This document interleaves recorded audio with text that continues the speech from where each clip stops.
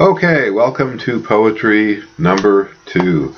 First, let me talk just a moment about the assignment that's due this week. You've got a little 500-word essay due next Monday, in which you take one poem and apply one element to it. This is exactly the same assignment as the one you did for short fiction, except that you're going to use a poem and you're going to use an element of poetry instead of a short story and an element of short story. So I'm not going to spend too much time on this one because you understand how it works.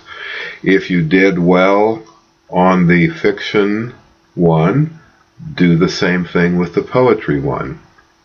If you didn't do so well on the fiction one, go back to your fiction one, read my comments, apply them, and do better on this one. Just keep in mind, give me critical comments, not plot details. Alright, so I'm going to leave you to kind of simmer on that on your own this week. Of course, you're welcome to ask questions if you need to. But, if you did the previous one in the short story section, you know what's expected in this one. And you know whether you need to do the same thing you did or you know whether you need to do better. So this week we're going to talk about categorizing poetry. Now I know that sounds horrible, and I'm the first one to agree with that scene in Dead Poets Society where Robin Williams has the boys rip out the page where they're measuring poetry. But let me give you a little bit of a story first. When I first started reading poetry, and I've loved poetry since I was a kid, since I had my little book of Mother Goose poems, I've fallen in love with poetry. And sometimes when I'm feeling down, as I have been this last week, sometimes I just pull a book of poems off the shelf and just start reading poems. They make me feel better. But when I started studying poetry as opposed to just reading it, I realized that I didn't have the tools to study it, and I didn't want to. My attitude was, I don't want to tear a poem apart. It'll destroy the beauty of it. I don't want to rip it apart and kill it in order to understand it. And I had that attitude for a long time. And then I realized what I was really telling myself is I didn't really want to understand poetry from an adult, mature, sophisticated perspective. I didn't want to do the work. So I didn't really want to understand poetry, even though I said I did. My actions imply that I didn't. So I find many students have the same attitude. They don't want to do the work. Then you really don't want to understand in any kind of grown-up way. That's a fact, and you should have that conversation with yourself. And I'll tell you honest testimony that when I began studying poetry from an adult's perspective, the sheer pleasure that I take from poetry increased 1,000-fold. I love it more and take greater pleasure from it now because I'm capable of understanding at least some of it. There are some poems that are beyond me and I will probably never understand them. But the sheer pleasure that I take from poetry was increased 1,000-fold because I attempted to understand it. So let me talk about some categories of poetry that we can try to place poems into. And let me tell you why this is good and useful and valuable. Think of the science of biology, for instance, or geology or something. You find a brand new organism and you don't know how to think about it because you don't know what it is. So the first thing that a real scientist will do, or a real artist for that matter, is you'll say, well, it looks like these things over here that I know something about. So I'm going to place it next to these other identified things and see how it's like them and how it's different from them, so that I can understand the thing in a deeper way. That's what you do. So you categorize the thing as the beginning of understanding it, not the end of understanding it. If all you do is sit around and categorize, mollusks, you're never going to learn anything. But categorizing them is a way to begin understanding them. So the only reason for attempting to place a poem in a category is you lay that poem beside other poems that are identified in that category, and you see how it's different and how it's the same, with the end in mind of understanding and penetrating the depths of the poem. That's why we do this. So there are three great big categories, and I'm just going to mention them and tell you that's kind of a place to start. There's what's called narrative poetry, and as you might expect, a narrative poem tells a story. So if you find a poem that's telling some kind of a story, then you're looking at a narrative poem. So you place it next to a bunch of other narrative poems, and you will gain some insight by comparing it to. But the insight you gain begins by identifying the thing. The second kind of large category of poetry is what's called dramatic poetry. And those poems depend upon special effects like big fancy words or powerful descriptions of things to create their effect. A dramatic poem may not have a storyline to it. It might, but it might not. But the major effect of the poem is created by very, very vivid descriptions of the things. So you see a dramatic poem, you place it next to other dramatic poems, and you make insights about it. And the third one, excuse me, is lyric poetry.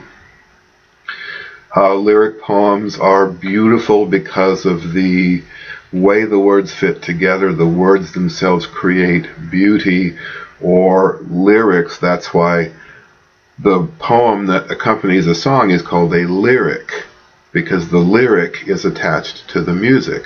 Well, a lyric poem by itself creates some kind of music by the way the words sound and by the way they fit together. So, narrative, dramatic, and lyric. If you can begin by saying, well, this poem that I'm analyzing works this way, then you can begin to understand it. Not the end of understanding, the beginning of understanding.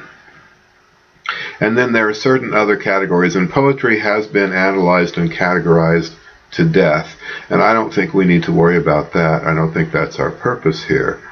But I want to talk about two poems that are in your textbook by way of placing them, showing you how I would understand them. So if you'll drag out your textbook and turn to page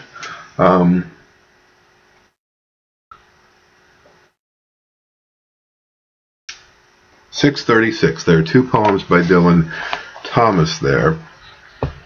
Dylan Thomas is one of the finest poets of the early 20th century, and Dylan Thomas is well known, but Dylan Thomas used older forms to give his poetry shape, so that a poet who, a reader who knows what they're looking at, they can begin to categorize the poem and say, well, it's a something. And that tells me what to look for as I make my quest to understand it. So the first poem on page 636, "The Force That Through the Green Fuse Drives the Flower," that is something I can identify as a sonnet, S-O-N-N-E-T. And a sonnet is a small piece of lyric poetry. So identifying it as a sonnet tells me to look for the music that the words make, and that tells me I'm probably going to need to read it aloud. But a sonnet is a very old form, and there used to be all kinds of rules in the Middle Ages about how many lines and how many stanzas, and what kind of rhyme the sonnet used. There were all kinds of rules that governed sonnets in the Middle Ages. But the form as such has survived into the 20th century and even into the 21st. So I recognize this as a sonnet because it has a bunch of little short stanzas. In this case, they're 5 lines each. Most classical sonnets are 4 lines each, but I recognize the sonnet form when I look at the thing. And so that tells me this is a kind of sonnet. It's a riff on the sonnet form, and that tells me what I should begin to try to understand is how the words make music as they flow along the page. But the other thing with the sonnet that applies to every sonnet I know of, and that is that the message or the moral of the story is in the last 2 lines of the thing. You see, if you look at the top of page 637, there are 2 lines that are set off to themselves. There's the meaning of the poem. It's always, always there. So I recognize it as a sonnet, and that means that I'm going to listen for the music of the words. I recognize that the meaning of the poem is in those last 2 lines, and I know all of that because I have categorized it as a sonnet. Now, that's not everything, but I will submit to you that that is something to begin understanding by recognizing the form and recognizing that Dylan Thomas has used that form for a reason. Okay? Then the other one, the famous Dylan Thomas poem, Do Not Go Gentle Into That Good Night, I happen to know that's a villanelle. V-I-L-L-A-N-E-L-L-E. I think that's how it's spelled. And a villanelle is a kind of a poem dealing with tragedy. And it has a certain structure, and the structure is noticed by the repetition of a line. Look, the end of the first stanza, rage, rage against the dying of the night, is repeated 3 times. Do not go gentle into that night is repeated twice, and then the 2 lines are repeated together at the end of the poem. That's classic villanelle style. That tells me it's a villanelle, and because I know what a villanelle is, I know how the poem works, and I know what the poem is about in a larger category. It's about some kind of tragedy or loss, or villanelles are never happy poems. They're always stark and sad. Okay? Again, identifying it as a villanelle helps me understand it. It's not everything, but it's something. So there are 2 poems that my understanding increases and grows and becomes deeper because I know what they are. And I can put them next. I can put the force that through the green fuse drives the flower.